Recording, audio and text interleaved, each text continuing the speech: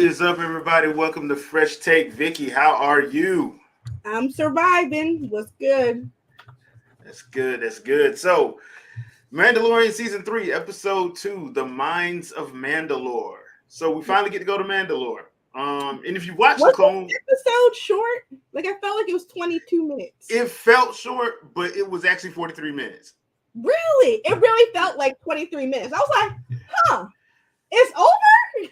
Yeah, because a lot of stuff, because I was saying the same thing too, because a lot of stuff does happen in this episode, but they pace it so well that you don't realize how much time is good. But at the end, you're like, where's the rest of it? Yeah, I was like, must have been one of them short episodes. Right. Okay. Nah, it's 43 minutes. But if you watch like the Clone Wars animated series, you know what the Mandalorian city looks like. They did a pretty good job, in my opinion, of recreating that, but destroyed. So the bulk of the episode takes place on Mandalore. So let me get your thoughts first, Vicky. What did you find like? Because I still find it good that they use some practical in the effects because I think it actually kind of works a little bit. So, what was your takeaway from the episode? Well, I enjoyed it. I found it. Okay, I guess we can start at the beginning where they meet back with old girl. What's her name? Oh, Bo-Katan. No, No, the mechanic.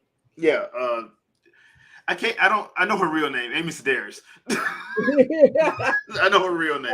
So they meet back with her, which I thought was funny because like they're stripping parts and then selling it back to the customer, which I thought was hilarious. Yeah. And she was like determined to give him this busted up droid. And I was like he said, like that droid makes no sense if you're going to be, climbing in, climbing out. A droid that can just easily fall over is not going to be helpful in mines that are going to be up and down and around. You need something that can climb and move. But no, I enjoyed. I enjoyed the movement, the various creatures that popped up. Yeah, I thought it was interesting that he found like the helmet and then he got snatched up like it was like it was a trap. Yeah, that's one thing. Can we normalize stop making tendrils look like braids? Because I'm sitting there feel like, why do these creatures look like they just went to Keisha's house and got did up before they came to set? Like they did. Can we stop? And then you realize that they're not braids; they're actual like tendrils. I'm like, can we stop making them look like braids, please? Nope. So, but yeah, I did like the creature effects this week, especially that spider looking thing. Yeah, I thought that was actually pretty cool. The other thing that I thought is I love me some Katie Sackhoff. She kills it as Bo-Katan. And I'm sitting up here. If I'm Mando, I'm just gonna put the dark saber in her backpack when she leaves. go on, take this. Just go on and take it because clearly you know how to use it. I can't use it. Yeah, like he struggled, and she was just like whoosh. Yeah, whoosh. Like he was like having problems picking it up, and she was like do do do do do do do do do. Like when she got it, I'm like, girl, take the damn thing. Being used. Oh, like, girl, will you please take the damn thing? So if I'm him, I'll be like, hey, Grogu, distract her. And I'm gonna put it on the ship and leave. Because it's clear she knows what she's. Because I hope they go somewhere with that. Like either she fights him and he just loses on purpose to give it back to her. I don't know, some kind of way. Either he learns how to use it, or they should give it back. They should give it to her. And just let that be the end of it. Because I don't like if that's one thing I don't like about this is like they're dragging that part out. I don't know where they're going with it, but they're dragging that part out to me. Now, as far as the full episode, I thought we got some cool stuff, especially like part of the background of her talking about like, hey, look, you listen to that cult, that whole fairy tale about redeeming yourself and cleansing yourself in the waters. That's what it is, a fairy tale. It's not. It's a fairy tale. Like until, but part of that fairy tale is true because at the end of the episode, you actually see the creature that the sigil is based on, and that thing is huge. Yo. Because I didn't know what it was. Because at first I'm like, what? Why is she stopping? And then they showed the head moving. I'm like, oh snap! But it wasn't violent. It just looked at her. And I was like, girl, get out the water. Get out the water. Like, ain't no way. But it was funny when he was like reciting. Yeah, and then he just whoosh. Yeah, like, because I thought he got drunk. No, he just fell. He just fell. He just fell straight down. I was like, well, that's what happens when the water's dark. You can't see. Yeah. You know, that's like what is it, the ocean shelf? That's what they call it. Yeah. Like when it's a drop off. You're just walking. That's right in New Jersey. You just walking. And then whoosh. And you just whoop. So it's like yeah. So that's why you have a little stick in front of you. So you can tell where the cliff at. Yeah. Well, I mean, you can't say he didn't bathe in the waters. He bathed. He almost drowned in them. Which makes me wonder, like, when she did it, there must have been a whole platform down there that I guess when Mandalore got raised, that pushed all that stuff down. Yeah. So probably, yeah. Because he fell a long way. And I'm like, because she had to go down there and use her jetpack to get back up. Yeah. And it took her a couple seconds to get back up. So that means that was a little drop. Yeah. That was a serious drop. So like, yeah. And they actually showed Grogu doing some Jedi stuff this week that I was like, okay, that's actually pretty cool. He did a little backflip out. Yeah. I was like, look at you looking like Yoda when he was flipping around and stuff. I said that did Luke teach him how to do that? Yeah. So yeah, I'm actually interested in what the conflict is gonna be, because like, so he done went to Mandalore, he done bathed, so to speak, in the waters of Lake Minnetonka, as Prince would say. And so now I'm wondering what's that gonna be, because they did bring up Moff Gideon, but I don't think they're gonna bring him back. I don't know what the grand conflict of this one is gonna be, but I actually like the fact that they went on and got this part out of the way, so it won't be like hanging over the whole season. But I think they are gonna have to come to some kind of resolution between that cult faction and the actual Mandalorian. Yeah, they have to come together. Yeah, they're gonna have to have some kind of like, because once again, it makes no sense that you have to keep your helmet on for everything. I'm like, bro, that sounds like y'all doing some shady stuff y'all ain't got no business doing. It just sounds shady. So, yeah, very. Yeah, so I'm interested in seeing where this goes, where this leads to. But overall, I thought the episode was good. Like, but the thing is, it is a 43-minute episode, but it literally feels like 20 to 30 minutes. Like it flows so well and things keep happening at a good clip that you don't realize how much time has passed. Because once that end happens, and when you see the beast and she flies out, you're like, okay, wait a minute, why is the theme playing? Why is the end theme playing? Ain't it supposed to be something else? So yeah, they did a very good job on this episode, in my opinion. And I think I'm enjoying the fact that Grogu is becoming a little bit more active and not just as a thing that's there. He's actually doing stuff. Some of the animatronics are working for me, but I'm thinking I'm getting to a point where I'm like, okay, you can tell that's clearly a puppet. I don't know how they're gonna have to do this, but they're gonna have to figure something out, because you can tell what's a puppet. You can tell what's like actually practical effects. You can tell what's CG.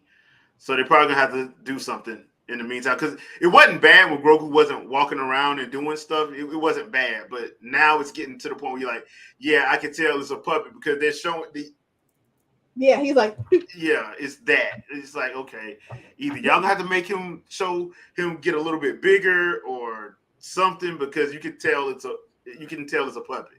yeah, Or because he's already like 50 something years old, right? Yeah, like you're gonna have to do something at some point to like try But and. that's just still wild. Like he's 50, he's a baby and still babbling. Yeah, essentially. And Yoda must have been 8,000 years old. Well, it depends on what you read. The last thing I read, he was like 930 or something like that when he died. So I'm like, okay, that makes it. But that species is a long lived species. They stay on for centuries. So that's that. I don't know. I feel like 900 is young. Because if 50, you're a toddler. You're a 1-year-old, 2-year-old, barely. No, because 2-year-olds you have more words. Yeah. So he's like a 1-year-old. So 900, I feel like that's only in your 30s for that species. I mean, I'm not doing the math because I don't feel like doing the math. Yeah, I mean, it's kind of hard. I just go off what was said. That's what I'm saying. Like that would make him like barely anything, like a teenager. Like if 50 years old is one. It's like that person that's born on February 29th. Yeah. And so really, they're 16, but they're 4, you know. Hate to be that person that's born on February 29th, but hey, bro. You don't get a birthday except for 4 years. Mm-hmm. But yeah, I mean, I feel you on that. I do feel you on that. That's what I'm saying. Like some of the stuff, like I like it, but I'm thinking like, especially stuff with Grogu, they got to figure something out. Because I don't know what the answer is. Because you can't practical effect it, because that means you got to get an actual baby. So I did like basic math or whatever. So I'm figuring he's like Yoda would have only been like human years of 20 years old, about. Okay. A little bit less than that. But he was walking like an old man. So so something maybe he was like 3,000 years old. Something with that ain't right. But that part is the only part that I'm kind of worried about if this keeps going past this season, because I don't know if it's going to keep going past this season. So, but then you know what? We don't know how the species ages, so we're assuming that it's a slow progression, but it might be slow, and then a fast puberty to adulthood, and then it goes back to slow. Yeah. So it might be something like that, in which I'll be fine with that. If you next season and he's a teenager, that'll make sense. But it's only been a month, I'll be okay with that, because you can age the creature that we know nothing about their aging. Yeah. So, because I remember you saying this during the first season, that they need to go on and get that out of the way to actually talk about that species. Do you think they need to do it either sometime this season or if they do decide to go further? Because at this point, I think I understand the idea of mystery, but when they introduce Grogu, you can't have you can be somewhat mysterious, but he needs to know his people. Like it can only be but so much, because if he's a creature that is known for having the Force or whatever, like where are they? Because there has to be more of them, especially since he's a toddler. Somebody had to have him. Yeah, exactly. Where'd he come from? Yeah. So okay, I feel you on that. So that's probably like my only big thing with it. I understand like, we're gonna keep the mystery alive and all that. I'm like, yeah, but dude, you gotta understand your viewing audience. Sometimes that you've been doing this a little too long, man. You're stringing this out too long. So it's funny. The Grogu that I got on here is the one that's in the TV show, in the little pod that flies. Okay. And as I feed him, sometimes the soup attacks him. So it's kind of funny. It'd be like, ah! And like the monster comes out at him. Where did you get that from anyway? Amazon. I saw it. It's solid, and and I was like, oh, it's like, do they have it on Amazon? Do they have it on Amazon? Like they do, and I immediately bought it, and I've seen all kinds of different characters, like the droid that he wants to bring back, other Mandalorians, all kinds of people have been showing up on this, like straight from the show. Oh, okay, cool. I was like, hey, and I got to save him from being kidnapped from the Dark Stormtrooper. Oh, yeah, that. Like all kinds of fun stuff. Gotcha. Well, that's gonna do it for this review. Like I said, it's a fun. The first two episodes have been pretty good, so yeah, they've been pretty good. I got to give them props for that. I don't. Did they say how many episodes we're getting this year? They did. I don't remember seeing it. I'll look that up for next week. But any final thoughts? No, I look forward to seeing, what more happens and where do we go from here. Like, where did all the monsters come from on the planet? Were they always there? Did they kind of like, oh, hey, y'all left the planet, we're taking over? Yeah. Well, that's what I'm thinking it was, because there's no way. Because remember, the whole idea was the planet was poisoned, and we found out that was a lie. Exactly. So is there other Mandalorians that stayed and y'all just didn't know? Like all kinds of stuff. Yeah, because it is a big planet, and on top of that, we only went to one place. Like that's the one thing. That's the one thing I've never understood about Star Wars is like y'all show these entire planets, yet every time the Empire shows up, they don't surround the planet, and you go out the way where they're at. Like, why don't you fly around and go over there? Go over there. Yeah, so that's one of the things that I've always noticed about Star Wars. I understand like for dramatic tension and all that, but like, bruh, they never have ever surrounded a planet. They've always been on one side of a planet. Exactly. So just go off the other side. Exactly. So, like speed across under the atmosphere. Yeah. And go out go out. But no, we're gonna fly our entire fleet at the fleet of space destroyers that's right outside. Like, no, I'm not doing that. So I'm wondering if there are like other places on the other side of the planet, because they didn't glass the whole thing, because you could land on it. So it's exactly clear they didn't glass the whole thing. So yeah, that's gonna be interesting if they decide to go that route the rest of the season. So that's gonna do it for this episode. Anything you want to pimp out, Vicky? As always, come on by Fangirl Review on Twitch, YouTube. Also check out BIPOC Streamer Awards on Twitch, YouTube. Nominations are live now, so make sure you nominate your favorite BIPOC streamer, content creator, and your mods. Give them love and respect that they deserve, because they protect us from the crazies. That's true. That's very true. Stop by the Weekend Podcast tonight, 7 p.m. Eastern Standard Time. Vicky is guesting tonight. So, I still will harass everybody in the comments because I am the epic troll. Yeah. So come on by. Yep. Hear my thoughts. Hear me derail everything. I'm like, oh, that's the topic for tonight. So anyway, let me tell you about. Yep, it's gonna be one of those episodes, people. Yeah, I need to actually start taking notes on at what points I can derail. Oh my god! And talk about something else. Well, chat will be open tonight, so be advised, it's probably gonna be a fun one. That's tonight at 7 p.m. Eastern Standard Time. So we will see you guys there. Thank you for watching. Peace out, peoples. Bye.